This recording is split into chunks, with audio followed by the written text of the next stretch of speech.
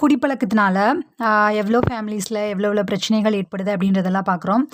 அதற்கான தீர்வு, அதை எப்படி நாம் மாற்றிக்கொள்வது, அதற்கான மேனிஃபெஸ்ட்டு, குடிப்பழக்கம்ன்றது மட்டும் இல்லை, எல்லா கெட்ட பழக்கங்களுக்கான ஒரு மேனிஃபெஸ்ட்டு, மனதின் தடைகளை எப்படி நீக்கி நாம் அதிலேருந்து வெளியே வர்றது அப்படின்றது நிறைய விஷயங்களை இந்த வீடியோவில் பார்க்க போகிறோம். பழக்கத்தை நாம் உருவாக்கணும், புதுசாக ஒரு நல்ல பழக்கத்தை, இல்லை ஒரு பழைய ஒரு பழக்கத்தை நாம் ஆல்ரெடி கடைப்பிடிச்சிட்டு வரோம், அது கெட்ட பழக்கமாக இருக்குது, அதை எப்படி முறியடிக்கணும், அப்புறம் எப்படி ஒருத்தன் கெட்ட பழக்கத்தை உண்மையாகவே முறியடித்தான், இது அந்த மாதிரி நிறைய விஷயங்களை மனதின் தடைகளை எப்படி ஆழ் மனதை கொண்டு நீக்குவது அப்படின்றத இந்த வீடியோவில் பார்க்கலாமா? இந்த வீடியோவில் நாம் என்ன பார்க்க போகிறோம் அப்படின்னா, உங்கள் ஆழ் மனதின் அற்புத சக்தி அந்த புத்தகத்தில் 18வது அத்தியாயம், மனதின் தடைகளை ஆழ் மனது எப்படி நீக்குகிறது அப்படின்றத பார்க்க போகிறோம். ஆல்ரெடி நாம் இதில் ஆழ் மனதின் அற்புத சக்தி புத்தகத்தில் போட்டுட்ருக்கிற எல்லா அத்தியாயத்துக்கும் உங்ககிட்ட வரவேற்பு இருக்குது. ஐ ஹோப் உங்களுக்கு பிடிச்சிருக்கு அப்படின்னு நம்புகிறேன். அதை கமெண்ட்லேயும் தெரியப்படுத்துங்க. ஸோ தட் நான் என்னால் இன்னும் மோட்டிவேட்டிங்காக இருக்கும் எனக்கு அடுத்தடுத்த வீடியோஸ் அப்லோட் பண்ணுறதுக்கு. ஐ ஹோப் நீங்கள் இன்னும் இதே மாதிரி சப்போர்ட் பண்ணுவீங்க. Like, comment, share and subscribe பண்ணி நம்ம சேனலை சப்போர்ட் பண்ணுவீங்க அப்படின்னு நம்புகிறேன். ஓகே, இப்போ பார்க்கலாமா? மனதின் தடைகளை ஆழ் மனது எப்படி நீக்குகிறது? தீர்வு பிரச்சனைக்கு உள்ளேயே இருக்கிறது. பதில் ஒவ்வொரு கேள்வியிலும் உள்ளது. உங்களுக்கு ஒரு பிரச்சனை கொடுக்கப்பட்டிருக்கிறது என்றால், அதில் உங்களால் தெளிவான வழியை பார்க்க முடியவில்லை என்றால், ஆழ் மனதின் அளவற்ற ஆற்றலுக்கு அனைத்தும் தெரியும். அது அனைத்தையும் அறியும் என்று நினைத்து அது தக்க சமயத்தில் அவற்றை வெளிப்படுத்தும் என்று நம்புவதே சிறந்த வழி. உங்களது புதிய மனப்பாங்கான ஆக்கப்பூர்வ ஆற்றல் மகிழ்ச்சியான தீர்வை கொடுத்து உங்களுக்கு வழிகாட்டும். இத்தகைய மனப்போக்கு அனைத்தையும் புரிந்து கொண்டு ஒழுங்கு மற்றும் அமைதியை நிலைநிறுத்தும் என்ற நம்பிக்கையில் ஓய்விடுங்கள். நம்ம ஆல்ரெடி இதுக்கு முன்னாடி அத்தியாயத்துலேயும் பார்த்துருக்கோம், நம்ம நிறைய கேள்விப்பட்டிருக்கோம் இல்லையா? இந்த மாதிரி ஒரு சில அறிஞர்கள், விஞ்ஞானிகள் அவங்கெல்லாம் அவங்களுடைய பிரச்சனைகள் என்ன அப்படின்றத தன்னுடைய ஆழ் மனதுக்கு சொல்லிடுவாங்க. அதற்கான சொல்யூஷன் என்ன அப்படின்றத அவங்க தூங்கிட்டு இருக்கும்போது கூட திடீர்னு சடனாக தோணும், எந்திரிச்சு அதற்கான சொல்யூஷன் எல்லாம் எழுதியிருக்காங்க அப்படின்னு சொல்லி நம்ம கேள்விப்பட்டிருக்கோம் இல்லையா? ஸோ அந்த மாதிரி மனதை நினைத்து நம்மளுடைய ஆழ் மனதிட்ட ஒப்படைச்சிட்டு நாம் அமைதியாக ஓய்விடுங்க நம்பிக்கையோட அப்படின்றாங்க. ஸோ தட் இப்போ நெக்ஸ்ட்டு, ஒரு பழக்கத்தை முறிப்பதோ அல்லது ஏற்படுத்திக் கொள்வதோ எப்படி? நீங்கள் பழக்கத்திற்கு அடிமையான ஒரு பிராணி. உங்கள் ஆழ் மனதின் செயல்தான் பழக்கம். நீங்கள் வண்டி ஓட்ட, நீச்சல் அடிக்க, ஆட, சைக்கிள் ஓட்ட கற்றுக்கொண்டது உங்கள் ஆழ் மனதில் பதிந்து தடமாகும் வரை மீண்டும் மீண்டும் அவற்றை செய்து பழகிக் கொண்டீர்கள். பின் ஆழ் மனதின் தன்னிச்சையான பழக்கம் அதை எடுத்து செயல்படுத்தியது. அது சில சமயம் இரண்டாவது இயற்கை. உங்கள் ஆழ் மனது யோசித்து நடப்பதன் எதிர் விளைவு என்றும் கூறப்படுகிறது. ஒரு நல்ல பழக்கத்தையோ தீய பழக்கத்தையோ தேர்வு செய்யும் சுதந்திரம் உங்களிடம் இருக்கிறது. ஒரு எதிர்மறை எண்ணத்தையோ செயலையோ பல காலமாக மீண்டும் மீண்டும் செய்தால் நீங்கள் பழக்கத்தின் வற்புறுத்தலுக்கு ஆளாகி விடுவீர்கள். ஆழ் மனதின் சட்டம் வற்புறுத்தல். அடுத்து, ஒரு கெட்ட பழக்கத்தை அவன் எப்படி முறியெடுத்தான் அப்படின்னு சொல்லி நம்மளுக்கு ஒரு வாழ்வியல் எக்ஸாம்பிளோட சொல்லியிருக்காங்க. குடிக்க வேண்டும் என்ற அடக்க முடியாத உந்துதல் என்னை ஆட்கொள்கிறது. நான் 2 வார காலம் குடி போதையில் இருக்கிறேன். என்னால் இந்த கொடிய பழக்கத்தை விட முடியவில்லை என்று மிஸ்டர் ஜோன்ஸ் என்னிடம் சொன்னார். இது நம்ம ரியல் லைஃப்லேயே நம்ம கூட இருக்கவங்கள நிறைய பேர் இந்த மாதிரி பார்க்குறோம் இல்லையா? நம்மளுக்கு தெரிஞ்சவங்க, ஃப்ரெண்ட்ஸ், அந்த மாதிரி நிறைய பேர் இந்த மாதிரி பார்க்குறோம். ஐ ஹோப் இது அவங்க எல்லாத்துக்கும் யூஸ்ஃபுல்லாக இருக்கும்னு நினைக்கிறேன். இதே மாதிரி உங்கள் ஃப்ரெண்ட்ஸ் அண்ட் ஃபேமிலிஸ் வேறு யாராவது இந்த மாதிரி இருந்தாங்க அப்படின்னா, அவங்கள நல்ல வழி கொண்டு போகணும் அப்படின்னு நீங்கள் நினச்சிங்கன்னா இந்த வீடியோ அவங்களுக்கு ஷேர் பண்ணுங்கள். அவங்களுக்கு இது யூஸ்ஃபுல்லாக இருக்கும் கண்டிப்பாக. ஓகே, இப்படிப்பட்ட அனுபவங்கள் அடிக்கடி இந்த பரிதாபமான மனிதருக்கு ஏற்பட்டது. அதிகம் குடிக்கும் பழக்கத்திற்கு ஆளாகி விட்டார். அவர் தானாகத்தான் குடிக்க துவங்கினார் என்றாலும் அவரால் இந்த பழக்கத்தை விட்டு மாறி புதிய பழக்கத்தை ஏற்படுத்தி கொள்ள முடியும் என்று உணர துவங்கினார். தன் சுய சக்தியினால் தன் ஆசைகளை தற்காலிகமாக அடக்க முடிந்தாலும் தன் ஆசைகளை தொடர்ந்து அடக்க முற்படுவது நிலைமையை மோசமடைய செய்தது என்றார். அவரது தோல்விகள் தன் உந்துதலை கட்டுப்படுத்தும் ஆர்வத்தை குறைத்து விடுவதாக அவர் நம்பினார். தனக்கு சக்தி இல்லை என்ற இந்த நினைப்பு அவரது ஆழ் மனதிற்கு சக்தி வாய்ந்த ஆலோசனையாக மாறி அவரது வலிமையற்ற நிலையை மேலும் மோசமடைய செய்து அது அவரது வாழ்வில் தொடர்ந்து தோல்விகளை கொடுத்தது. அவரது ஆழ் மனது மற்றும் உணர்மனதை ஒருங்கிணைத்து செயல்படுத்த நான் அவருக்கு கற்றுக் கொடுத்தேன். இவை இரண்டும் ஒற்றுமையாக இருந்தால் இந்த ஆழ் ஆலோசனை ஆழ் மனதில் ஆசையாக பதிந்து விடுகிறது. அவரது காரண அறிவு இந்த பழைய பழக்கம் அவரை பிரச்சனையில் கொண்டு விட்டது என்பதை ஒப்புக்கொள்கிறது. அவரால் உணர்வுடன் இருந்து சுதந்திரத்திற்கு புதிய பாதை அமைத்துக் கொள்ள முடியும். அது மனதிற்கு அமைதியும் தருகிறது என்றும் புரிந்து கொள்கிறார். அவரது அழிவுபூர்வமான பழக்கம் தன்னிச்சையானது. இருந்தாலும் இது உணர்வுடன் இருந்து செய்யப்பட்ட தேர்வு என்பதால் தன்னைத்தானே எதிர்மறையாக செயல்படச் செய்தார் என்றும் வேண்டுமென்றால் இதை மாற்றி நேர்மறையாக செயல்படுத்த முடியும் என்பதையும் உணர்ந்தார். அதன் விளைவாக பழக்கத்தை மீற அவருக்கு சக்தி இல்லை என்ற நினைப்பை விட்டுவிட்டார். மேலும் தான் குணமடைய தன் எண்ணங்களைத் தவிர வேறு எந்த தடையும் இல்லை என்பதை தெளிவாக புரிந்து கொண்டுள்ளார். அதனால் அதிகமாக மனதின் முயற்சி தேவைப்படவில்லை. அவர் மனதில் திரையில் காணும் படத்தின் சக்தி. தன் உடலை தளர்வாக வைத்து மயக்க தியான நிலைக்கு கொண்டு செல்லக்கூடிய பயிற்சியை பெற்றுக்கொண்டார். பிறகு தன் ஆழ் மனது தன் விருப்பத்தை நிஜமாக்கும் என்று தெரிந்து கொண்டு அவர் தான் விரும்பும் முடிவை மனத்திரையில் நிரப்பிக் கொண்டார். அவர் சுதந்திரத்தை பாராட்டி அவர் மகள் அவரிடம் கூறுவது போல் கற்பனை செய்து கொண்டார். அப்பா, நீங்கள் வீடு திரும்பியது அற்புதமாக இருக்கிறது. அவர் தன் குடிப்பழக்கத்தினால் தன் குடும்பத்தை தொலைத்து விட்டிருந்தார். தன் குடும்பத்தை பார்க்கவும் மனைவியுடன் பேசுவதும் தடை செய்யப்பட்டிருந்தது. அவர் முறையாக அமர்ந்து தியானம் செய்யும் பழக்கம் வைத்துக் கொண்டார். அவர் கவனம் சிதறிய பொழுது உடனே தன் மனத்திரையில் மகள் புன்முறுவலுடன் வரவேற்பதை கற்பனை செய்தார். அவள் குரலால் அந்த வீடு உற்சாகம் அடைந்தது. இவை அனைத்தும் மனதை பக்குவப்படுத்தியது. அது சீரான ஒரு செயல்முறை. அதை அவர் பின்பற்றினார். சீக்கிரமே தன் ஆழ் மனதின் ஒரு நல்ல பழக்கத்தை ஏற்படுத்தி கொள்ள முடியும் என்று அறிந்து முயற்சியில் உறுதியாக இருந்தார். அவர் தன் உணர் மனதை ஒரு கேமராவுடன் ஒப்பிட்டு தன் ஆழ் மனது காட்சிகள் பதிவு செய்யப்படும் ஒரு தட்டாக நினைக்குமாறு கூறினார். இது அவர் மேல் அதீத பாதிப்பை ஏற்படுத்தி அவர் மனத்திரையில் பதிந்த காட்சியை உறுதியாக வளர்த்து கொள்வதை தன் லட்சியமாக்கிக் கொண்டார். எப்படி படங்கள் இருட்டு அறையில் மேம்படுத்தப்படுகிறதோ அதுபோல் மனதின் படங்கள் ஆழ் மனதின் இருட்டறையில் மேம்படுத்தப்படுகிறது. ஸோ தட் அவர் என்னன்னாரு, அவருக்கு அவருடைய லைஃப்பில் அந்த படமாக காட்சியாக காணும் முறை நிஜ வாழ்க்கையில் அது நிஜமாகவே நடந்தது. நம்ம நிறைய திரைப்படமாக காணும் முறை அப்படின்னு சொல்லி நம்ம 3வது 4வது அத்தியாயத்தில் அது எப்படி நம்ம அதை பழக்கப்படுத்திக்கணும் அப்படின்ற விஷயங்களை நம்ம நிறைய பார்த்துருக்கோம் இல்லையா. ஸோ தட் நீங்கள் ஸோ தட் இன்றைக்கி நிறைய வார்த்தை வந்துக்கிட்டே இருக்கு. ஓகே, ஃபஸ்ட்லேருந்து நீங்கள் எல்லா இதுவுமே பார்த்துருந்தீங்க, எல்லா அத்தியாயம் அப்படின்னா இது உங்களுக்கு திரைப்படமாக காணும் முறை அப்படின்றதுக்குன்னு தனியாகவே ஒரு பதிவு இருக்குது. 3ஆவதோ 4ஆவதோ ஏதோ இருக்குன்னு நினைக்கிறேன். அது பாருங்கள். நான் மேலே வேணால் அது பட்டனில் லிங்க் கொடுக்குறேன். ஓகேவா? ஓகே, நெக்ஸ்ட்டு சிதறாத கவனம். அவரது உணர்மனது ஒரு கேமரா போல் என்பதை உணர்ந்ததில் அவர் எந்த முயற்சியும் உபயோகிக்கவில்லை. எந்த ஒரு மனதின் போராட்டமும் இல்லை. அவர் மௌனமாக தன் எண்ணங்களை மாற்றி தன் முன்னிருந்த காட்சியில் கவனத்தை செலுத்தினார். அந்த மனதின் சூழ்நிலையில் ஆழ்ந்து அதே காட்சியை மீண்டும் மீண்டும் மனத்திரையில் அசை போட்டார். குணம் தொடரும் என்பதில் சந்தேகமில்லை. குடிக்க வேண்டும் என்ற நப்பாசை ஏற்படும் போது அவர் தன் எண்ணங்களை தன் வீடு மற்றும் குடும்பத்தின் பக்கம் திருப்பினார். அவர் மனதின் திரையில் தோன்றும் காட்சியை அனுபவிப்பதில் பெற முடியும் என்ற நம்பிக்கையினால் அவர் வெற்றி கண்டார். இன்று அவர் பல லட்ச டாலர்கள் மதிப்புள்ள நிறுவனத்தின் முதல்வர். அவர் மகிழ்ச்சியாகவும் திகழ்கிறார். இந்த மாதிரி நிறைய பேர் குடிக்கிறவங்க இருக்காங்க. ஸோ அவங்க எல்லாருமே அவங்க லைஃப்பில் திருந்தி நல்லபடியாக தங்களுடைய வாழ்க்கையை தொடரணும். அது அவங்களுக்கானது மட்டும் இல்லை, அவங்களுடைய ஃப்ரெண்ட்ஸ் அண்ட் ஃபேமிலிஸ் எல்லாருக்குமே அது ரொம்ப இம்பார்ட்டண்ட் இல்லையா. அவங்க குடிக்காமல் இருக்கணும் அப்படின்றது எல்லாருடைய விருப்பமாகவும் இருக்கும். ஸோ எல்லாருமே அந்த மாதிரி இருக்கணும். இதை பின்பற்றுங்க. தயவு செய்து இதே மாதிரி உங்கள் ஃபேமிலி இல்லை ஃப்ரெண்ட்ஸ் வேறு யாராவது இருந்தாங்கன்னா அவங்களுக்கு இதை ஷேர் பண்ணுங்கள். அவங்களுக்கு இது யூஸ்ஃபுல்லானதாக இருக்கும். கண்டிப்பாக எல்லோருடைய வாழ்க்கையிலும் ஒரு நல்ல மாற்றம் ஏற்படும். ஓகே, நெக்ஸ்ட்டு துரதிர்ஷ்டம் அவரை தொடர்வதாக கூறினார்.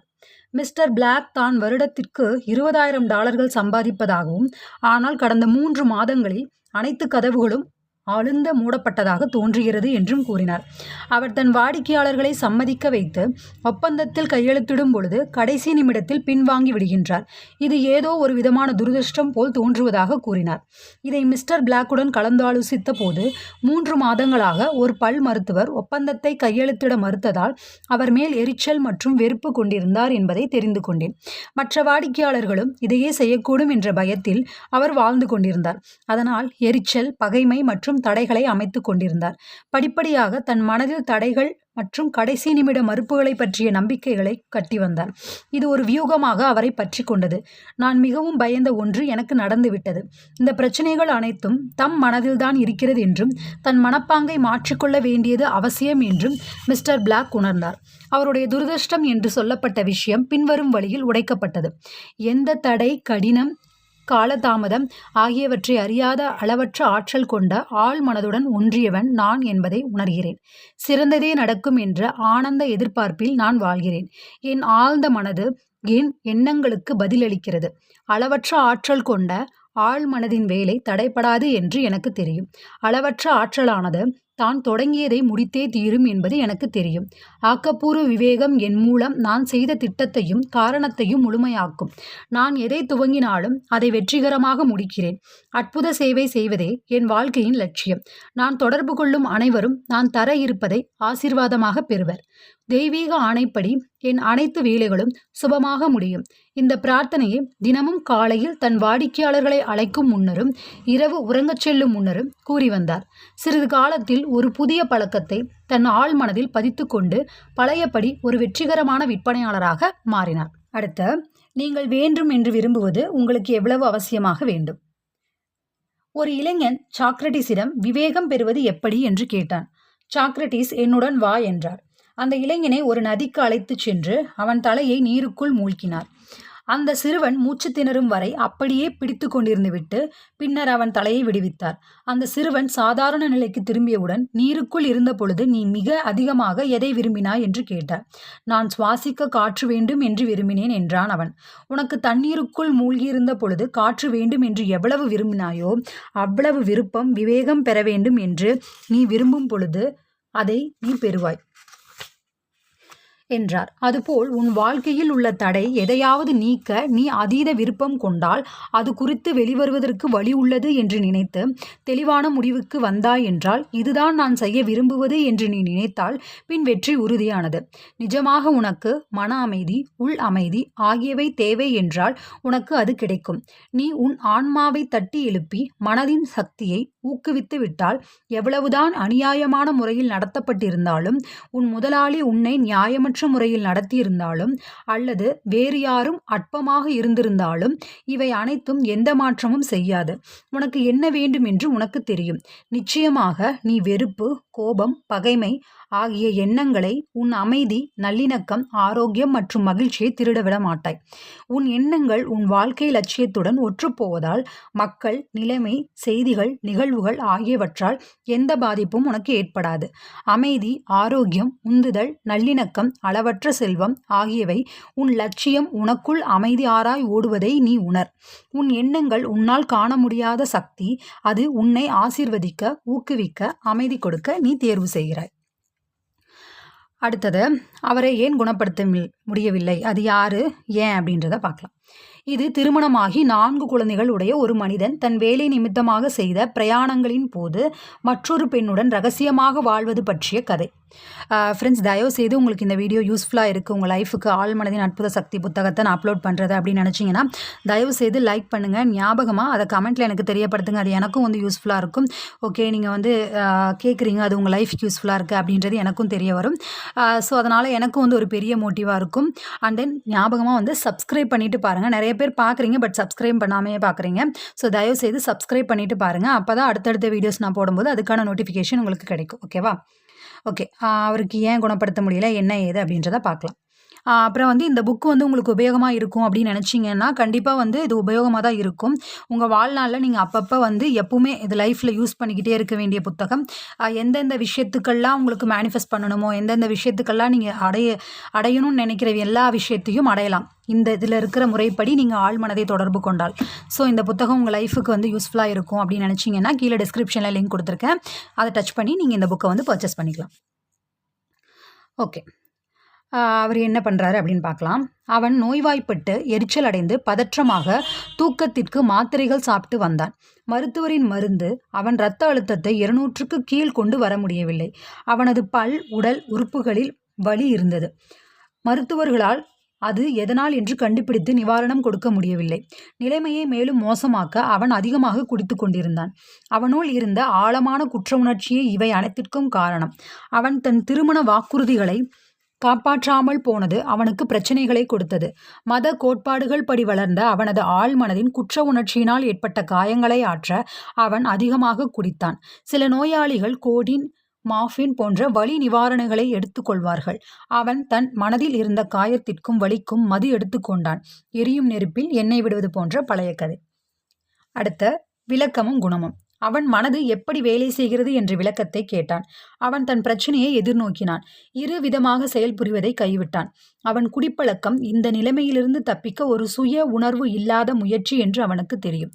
அவன் ஆழ்மனதில் ஒளிர்ந்திருந்த உண்மையான காரணத்தை களைந்தாக வேண்டும். பிறகுதான் குணமடைதல் தொடரும். தினமும் 3-4 முறை பின்வரும் இந்த பிரார்த்தனையை கூறி அவன் ஆழ்மனதில் நல்ல பாதிப்பை ஏற்படுத்தினான். அது என்ன அப்படின்னா, என் மனம் அமைதி, சமநிலைமை மற்றும் அடக்கத்தினால் நிரப்பியுள்ளது. அளவற்ற பொய்கள் சிரித்தபடி என்னுள் அடங்கியுள்ளது. நான் கடந்த காலம், நிகழ்காலம் மற்றும் எதிர்காலத்தை பற்றி இனி கவலைப்படுவதில்லை. என் ஆழ் மனதில் இருக்கும் அளவற்ற ஆற்றலானது எனக்கு வழிகாட்டியாக இருந்து என்னை எல்லா வழிகளிலும் வழிநடத்திச் செல்கிறது. நான் இப்பொழுது எந்த ஒரு நிகழ்வையும் அமைதி மற்றும் கட்டுக்கோப்புடன் எதிர்கொள்கிறேன். நான் இப்பொழுது அந்த பழக்கத்திலிருந்து முழுமையாக வெளியேறிவிட்டேன். என் மனம் சுதந்திரம், மகிழ்ச்சி மற்றும் உள் அமைதியினால் நிரம்பியுள்ளது. என்னை நான் மன்னிக்கிறேன். பிறகு நான் மன்னிக்கப்படுகிறேன். அமைதி, போதையில் இல்லாத நிலை மற்றும் சுய நம்பிக்கை என் மனதில் முக்கியத்துவம் பெறுகிறது. இந்த பிரார்த்தனையை ஏன் செய்கிறோம், எதற்காக செய்கிறோம் என்று முழு புரிதலுடன் மீண்டும் மீண்டும் கூறினான். அவன் என்ன செய்கிறான் என்று அறிந்திருந்ததால் அது அவனுக்கு போதிய நம்பிக்கையை கொடுத்தது. இந்த வரிகளை உரத்த குரலில் அன்பாக அர்த்தத்துடன் அவன் கூறும் பொழுது அவை அவன் ஆழ்மனதில் படிப்படியாக இறங்கும் என்று நான் அவனுக்கு விளக்கினேன். விதைகள் போல் அதன் இயற்கைக்கேற்ப அவை வளரும். அவன் கவனம் செலுத்திய இந்த உண்மைகள் அவன் கண், காது மூலம் உள்ளே சென்று அந்த வார்த்தைகளின் அதிர்வுகள் அவன் ஆழ்மனதை அடைந்து அனைத்து பிரச்சனைகளுக்கும் காரணமான அங்கிருந்த எதிர்மறையான மன பதிவுகளை மறைத்தது. ஒளி இருளை நீக்கும். ஆக்கப்பூர்வ எண்ணம் அழிவுபூர்வ எண்ணத்தை நாசப்படுத்துகிறது. அவன் 1 மாதத்திற்குள் திருந்திய புது மனிதன் ஆனான். நிறைய இடத்துல வந்து நம்மளுடைய குற்ற உணர்ச்சினால் நம்ம நிறைய கஷ்டப்படுவோம். ஸோ அதை வந்து நம்மை நாமே கண்டிப்பாக மன்னிக்க கற்றுக்கணும். அந்த நம்மை நாமே எப்படி மன்னிப்பது, மற்றவர்கள் செய்த தவறையும் மன்னிப்பது, இதெல்லாம் வந்து அதை மன்னிக்கிறது வந்து எதுக்காகனா நம்மளுக்காக. ஏன்னா நம்ம மன்னிக்காமல் இருந்தோம் அப்படின்னா அது வந்து ஒரு புண்ணு மாதிரி நம்ம மனசில் இருந்துக்கிட்டே இருக்கும், நம்மளே ஆகட்டும் மற்றவர்களே ஆகட்டும். பட் அது வந்து நம்ம கண்டிப்பாக பண்ணணும்.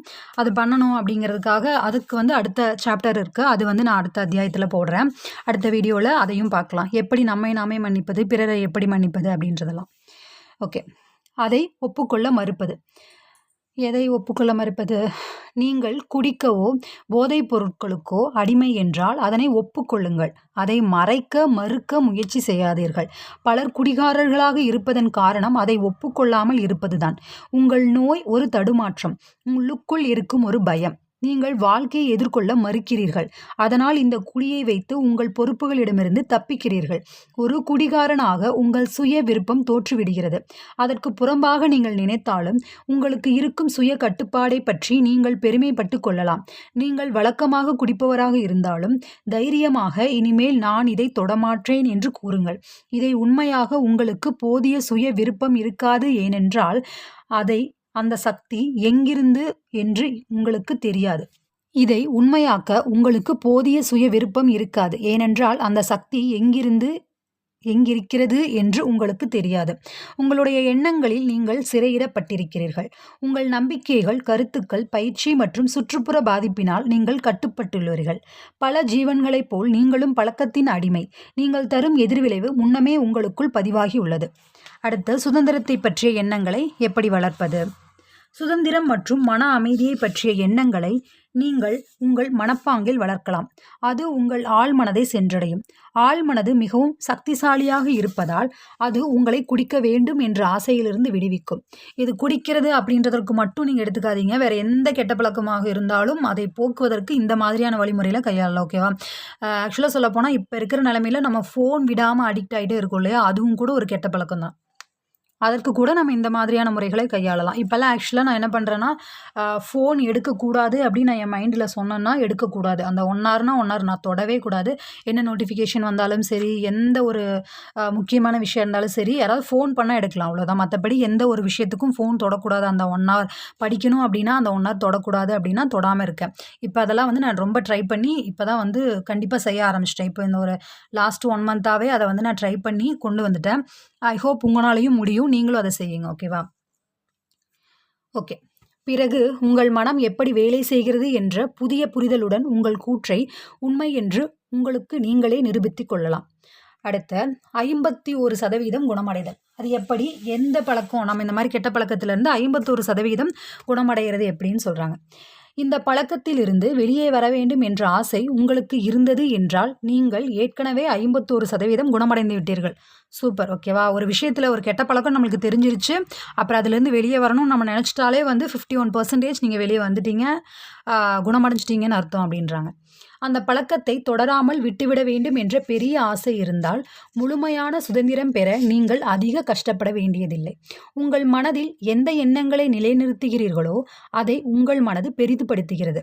இந்த பழக்கத்தின் அடிமைத்தனத்திலிருந்து விடுபட வேண்டும் என்று உங்களுக்கு அமைதியும் வேண்டுமென்றால் உங்கள் மனதை நீங்கள் அதன் பக்கம் ஒருமுகப்படுத்தி உங்கள் உள்ளுணர்வுகளும் மெல்ல அதன் பக்கம் நகர்ந்து உங்களுக்கு அமைதியும் விடுதலையும் கொடுக்கும். நீங்கள் எந்த ஒரு எண்ணத்தை உணர்ச்சி பூர்வமாக ஆக்கினாலும் அதை உங்கள் ஆழ்மனது ஏற்றுக்கொண்டு உண்மையாக்குகிறது. அடுத்த ஒன்றை மற்றொன்றால் மாற்றுவது அப்படின்ற சட்டம் எப்படி இருக்குது? இதை நம்ம ஆல்ரெடியே கேட்டிருக்கோம் இல்லையா? ஒரு கெட்ட விஷயம் தோணிகிட்டே இருக்குது அப்படின்னா, நெகட்டிவாக இருக்குன்னா அதை பாசிட்டிவாக எப்படி மாற்றணும், அதையும் நான் நிறைய என்னுடைய லைஃப்பில் நிறைய என்ன சொல்கிறது, சின்ன வயசில் ஏற்பட்ட விஷயங்களா இல்லை நல்ல ஒரு புரிதல், நல்ல ஒரு மெச்சூரிட்டி வந்ததுக்கப்புறம் நடந்த ஒரு சில பேட் விஷயங்கள், ஒரு கெட்ட விஷயங்கள் எல்லாம் என் மனசில் உள்ளே போய் அது என்ன ஆகுதுன்னா அது இப்போவும் நடக்கும் அப்படின்ற மாதிரி நிறைய தாட் மைனஸாகவே போயிட்டுருக்கு. ஸோ அந்த விஷயத்தை நான் அப்படியே ப்ளஸ்ஸாக மாற்றுறதுக்கு என்னென்ன யோசிக்கணுமோ அப்படியெல்லாம் விடாமல் யோசிச்சுக்கிட்டே இருக்கேன். அப்படி தப்பாக யோசிக்கும் போது உடனே டக்குன்னு அதை எப்படி பாசிட்டிவாக திங்க் பண்ணணும் அப்படின்றத மாற்றி நான் இப்போ அதையும் செஞ்சுக்கிட்டே வரேன். ஐ ஹோப் நீங்களும் பண்ணுங்கள். உங்களுக்கும் அந்த மாதிரி நெகட்டிவான விஷயங்கள் தோணுது என்ன மாதிரி அப்படின்னா நீங்களும் அதை பாசிட்டிவாக மாற்றி திங்க் பண்ணுங்கள். உங்கள் யாருக்கெல்லாம் அந்த மாதிரி எல்லா விஷயங்களையும் நெகட்டிவாகவே தோணுது, பிகாஸ் ஆஃப் என்னோட சைல்ட்ஹுட் இல்லை அப்போ நடந்த விஷயங்கள் என்ன கஷ்டப்படுத்தின விஷயம், அதனால் நான் இந்த மாதிரி எனக்கு தோணுது அப்படின்னு யார் யாருக்கு இருக்குது அப்படின்னா அதை கமெண்ட்டில் தெரியப்படுத்துங்க. பார்க்கலாம் எத்தனை பேர் சொல்கிறீங்க, எத்தனை பேர் நம்மளை மாதிரி இருக்காங்க அப்படின்றதையும் பார்க்கலாம். ஓகேவா? எந்த விஷயம் அப்படி உங்களை பாதர் பண்ணுது அப்படின்ற விஷயங்களையும் சொல்லுங்கள். ஓகே. உங்கள் கஷ்டங்களிலிருந்து ஏதோ ஒரு நல்லது வரக்கூடும் என்பதை உணருங்கள். நீங்கள் கஷ்டப்பட்டது வீணாகவில்லை. இருந்தாலும் தொடர்ந்து கஷ்டப்படுவது மூடத்தனம். அதுவும் நீங்கள் குடிகாரராக இருந்தால் அது உங்கள் மனம் மற்றும் உடலை அழுக வைக்கும். உங்கள் ஆழ்மனதின் சக்தி உங்களுக்கு உறுதுணையாக இருக்கும் என்பதை அறிந்து கொள்ளுங்கள். நீங்கள் எவ்வளவு வேதனையினால் ஆட்கொள்ளப்பட்டாலும் வரவிருக்கும் சுதந்திரம் தரும் மகிழ்ச்சியை பற்றி நீங்கள் கற்பனை செய்ய துவங்க வேண்டும். இதுதான் ஒன்றை மற்றொன்றால் மாற்றுவது என்ற சட்டம். உங்கள் கற்பனை உங்களை கண்ணாடி கோப்பைக்கு கொண்டு சென்றது. அது இப்பொழுது மன அமைதி மற்றும் சுதந்திரத்திற்கு கொண்டு செல்லட்டும். நீங்கள் சிறிது கஷ்டப்படுவீர்கள், ஆனால் அது ஒரு ஆக்கப்பூர்வ காரணத்திற்காக. ஒரு தாய் குழந்தையை பெற்றெடுக்க பொழுது படும் வேதனையைப் போல் மனதில் ஒரு குழந்தையை நீங்கள் உருவாக்குகிறீர்கள். உங்கள் ஆழ்மனது போதையேற்ற நிலைமையை பிள்ளையாக பெற்றெடுக்கும். அடுத்து குடிபோதைக்கு அடிமையாவதன் காரணம். குடிபோதைக்கு அடிமையாவதன் உண்மையான காரணம் எதிர்மறையான அழிவுபூர்வ எண்ணங்களை கொள்வதுதான். ஏனென்றால் ஒருவன் தான் நினைப்பதைப் போல் ஆகிறான். ஒரு குடிகாரனுக்கு தாழ்வு மனப்பான்மை, தோல்வி, எரிச்சல், பற்றாக்குறை மற்றும் ஆழமான ஒரு பகை உணர்ச்சி இருக்கும். அவனிடம் தான் குடிப்பதற்கு எண்ணற்ற காரணங்கள் இருந்தாலும் ஒரே ஒரு உண்மை காரணம்தான், அது அவன் எண்ணங்களில் அடங்கியுள்ளது. அடுத்து 3 மாயப்படிகள் என்ன அப்படின்னு சொல்கிறாங்க. அது என்னென்ன மாயப்படிகள் அப்படின்றத 3 விதமாக கொடுத்துருக்காங்க. முதல் படி, அமைதியாக அமருங்கள்.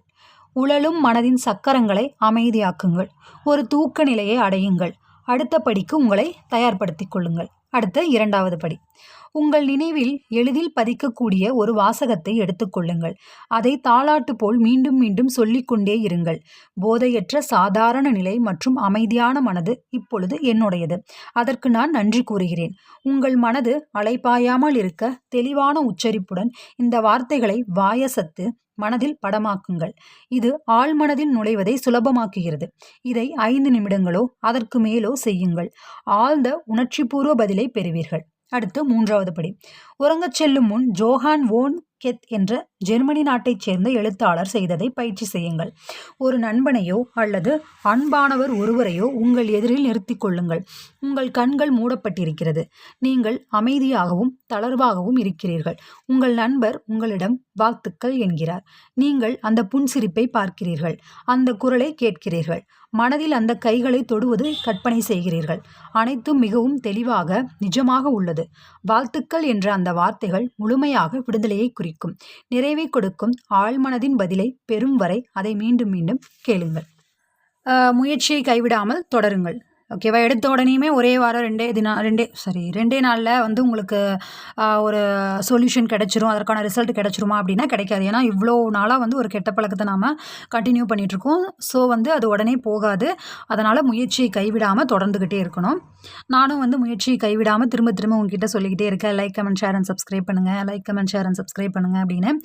இதை நான் தொடர்ந்து சொல்லிக்கிட்டே தான் இருப்பேன். நீங்கள் செய்யாமல் இருந்தாலும் நான் சொல்லிக்கிட்டே தான் இருக்கேன். ஒரு நாள் வந்து கண்டிப்பாக நீங்களே பண்ணுவீங்க அப்படின்றத வந்து நான் பரிபூர்ணமாக நம்புகிறேன். ஓகே. பயம், கவலை அல்லது பதற்றம் உங்கள் மனக்கதவை தட்டும்போது, சந்தேகம் உங்கள் மனதை கடக்கும்போது உங்கள் லட்சியத்தை காணுங்கள், யோசியுங்கள். உங்கள் ஆழ்மனதின் சக்தியால் நீங்கள் உண்டாக்கப்படக்கூடிய எண்ணத்தாலும் கற்பனையினாலும் உங்கள் நம்பிக்கை, தைரியம் மற்றும் வலிமை கூடும். முயற்சியை தொடருங்கள், நாள் விடிந்து நிழல்கள் பறந்து செல்லும் வரை. அடுத்து லாஸ்ட்டாக வந்து உங்களுடைய எண்ணத்தின் சக்தியை மீண்டும் ஒரு முறை பார்ப்போம் அப்படின்னு சொல்லி எல்லாத்தோட முக்கியமான கீ பாயிண்ட்ஸ் எல்லாம் ஒரு கோத்ரூ பண்ணுற மாதிரி எல்லா விஷயங்களும் ஒரு பாயிண்டாக அப்படியே சொல்லியிருக்காங்க. இது எல்லாமே வந்து தெளிவாக கேளுங்க, லைஃபுக்கு யூஸ் பண்ணுங்கள். கேட்குறோம் போகிறோம் அப்படின்றது இல்லாமல் நின்று கேட்டு கவனித்து லைஃபுக்கு யூஸ் பண்ணுங்கள். ஓகேவா? பிரச்சனைகளுக்குள்ளேயே தான் அதன் தீர்வு இருக்கும். ஒவ்வொரு கேள்வியிலும் அதன் பதில் இருக்கும். பரந்த அறிவை நம்பிக்கையுடனும் உறுதியாகவும் அழைக்கும் பொழுது உங்களுக்கு பதில் கிடைக்கும். அடுத்து உங்கள் ஆழ்மனதின் செயல்பாடே பழக்கம். அற்புதமான ஆழ்மனதின் சக்திக்கு வாழ்க்கையில் வலிமையும் அதிகாரம் செய்யும் திறன் கொண்ட பழக்கத்தை விட சிறந்த சாட்சி கிடையாது. நீங்கள் பழக்கத்திற்கு அடிமையான பிராணி. உங்கள் பழக்க வழக்கங்கள் மீண்டும் மீண்டும் எண்ணங்களை உருவாக்கி அதுவே வழித்தடங்களாக மாறி ஆழ்மனதின் நிலை பெறும். பின்பு அது நீச்சல், நடனம், தட்டச்சு, நடைப்பயிற்சி, வாகனம் ஓட்டுவது போன்ற செயல்கள் எப்படி தன்னிச்சையாக நடக்கின்றனவோ அப்படியே மாறிவிடும். உங்களுக்கு தேர்ந்தெடுக்கும் சுதந்திரம் உண்டு.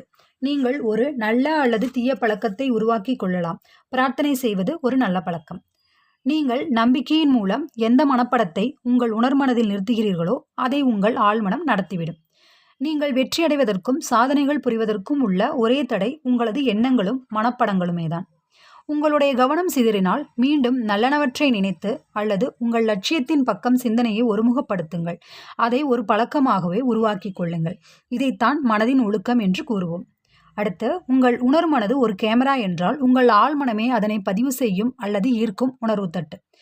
ஒரே தடை என்னவென்றால் பயம் தரும் எண்ணங்கள் மீண்டும் மீண்டும் மனதில் பதிவதுதான். இதை உடைத்தெறிய நீங்கள் அறிந்து கொள்ள வேண்டியது என்னவென்றால் எதை ஆரம்பிக்கிறோமோ அது முடிவுக்கு வருவது தெய்வீக சட்டத்தால் என்பதே. சந்தோஷமான முடிவை கற்பனையில் நிறுத்தி வைத்து அதை நம்பிக்கையுடன் நீடிக்கச் செய்யுங்கள். ஒரு புதிய பழக்கத்தை உருவாக்கி கொள்ள அந்த பழக்கம் விரும்பத்தக்கது என்ற பூரணமாக நம்ப வேண்டும். உங்களுடைய தீய பழக்கத்தை விட விரும்பினீர்களானால் அது நீடிக்க வேண்டும் என்ற ஆசையை விட நிறுத்த வேண்டும் என்ற ஆசை மேலோங்கி இருந்தால் நிச்சயம் நீங்கள் 51% இப்பொழுதே குணமாகிவிட்டீர்கள் என்று அர்த்தம். உங்கள் மனதின் பங்களிப்பு இல்லாமல் பிறரின் எந்த அறிக்கையும் உங்களை காயப்படுத்த முடியாது. உங்களுடைய நோக்கத்தோடு உங்களை இணைத்துக் கொள்ளுங்கள். அமைதி, நல்லிணக்கம், சந்தோஷம் ஆகியவை உங்கள் லட்சியம். உங்கள் பிரபஞ்சத்தில் நீங்கள் ஒருவரை சிந்திப்பவர். குடிகாரராக இருப்பதென்பது வாழ்வின் பிரச்சனைகளிலிருந்து தப்பித்து கொள்ள பயன்படுத்தும் விழிப்புணர்வில்லாத ஒரு வழிமுறை. எதிர்மறை சிந்தனைகளும் அழிவு தரும் சிந்தனைகளுமே குடிப்பழக்கத்தின் காரணம். சுதந்திர சிந்தனை, சாதிப்பதில் உள்ள சுகம் இவையே குணமாவதற்கு தேவையானவை. பலர் மது கொடுக்கும் போதைக்கு அடிமைகளாகி இருப்பதற்கு காரணம் அவர்கள் அதை ஒப்புக்கொள்ள மறுப்பதுதான். எந்த ஆழ்மன விதி உங்களை பந்தப்படுத்தி கட்டுக்குள் வைத்திருந்ததோ, உங்கள் சுதந்திரத்தை பங்கப்படுத்தியதோ அதே விதி உங்களுக்கு சுதந்திரத்தையும் சந்தோஷத்தையும் அளிக்கும்.